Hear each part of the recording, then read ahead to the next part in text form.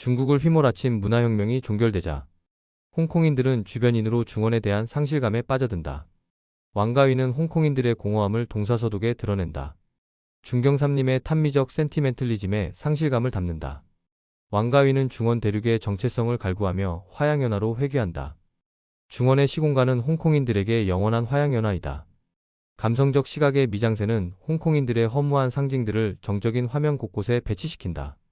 절제된 형태의 상징들이 스텝 프린팅으로 잔상을 남기며 끄는 단절은 시적인 은유가 된다.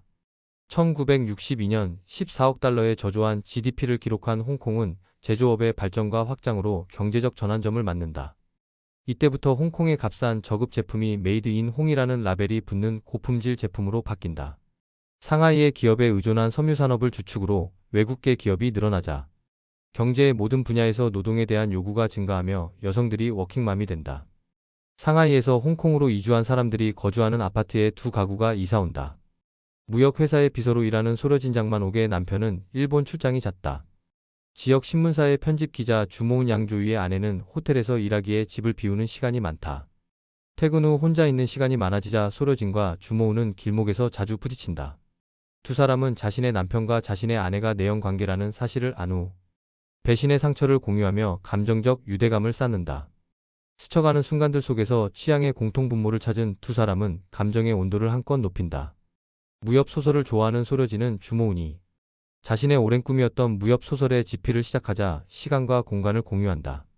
쇼 브라더스가 일으킨 무협 장르의 열풍까지 가세하며 꽃처럼 아름다운 화양연화의 시간을 보낸다. 하지만 가을산 붉은 낙엽을 봄꽃처럼 논인 두 사람의 미묘한 사랑에 도덕적 잣대가 끼어든다.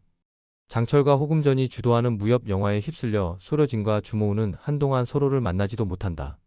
주모은은 이별 연습을 시작하며 소려진의 곁을 떠난다. 주모은을 잊지 못한 소려진 또한 화양연화가 지났음을 자각한다. 캄보디아를 찾은 주모은은 앙코르와트 사원의 벽에 화양연화의 추억을 넣는다. 중국은 1960년대 해서파강과 문화대혁명으로 극단적 계급투쟁의 시기를 맞는다. 1960년 북경의 부시장이며 역사가인 오함은 경극 대본 해서파관을 완성한다. 해서는 16세기 후반 명나라의 가정제를 비판하다 파직을 당한 고관이다. 가정제는 모택동이고 해서는 팽덕회를 상징한다. 팽덕회는 강서성 여산회의에서 모택동의 대약진 운동의 실패를 비판한 바 있다. 1961년 1월 북경에서 해서파관이 공연된다. 대약진 운동이 실패하며 해서파관이 정치적 사건으로 떠오르자 중국은 내분 사태에 휩싸이며 문화대혁명으로 이어진다. 강청은 문예평론가 요문원에게 신편 역사극 해서파관을 평함을 쓰도록 사주한다. 팽덕회, 유소기와 등소평을 부르주아지 계급투쟁의 중심으로 규정짓는다. 극단적 계급투쟁을 주도한 문혁 사인방 강청, 왕옥문 장춘교, 요문원은 추악한 권력욕의 역풍에 파멸을 맞는다.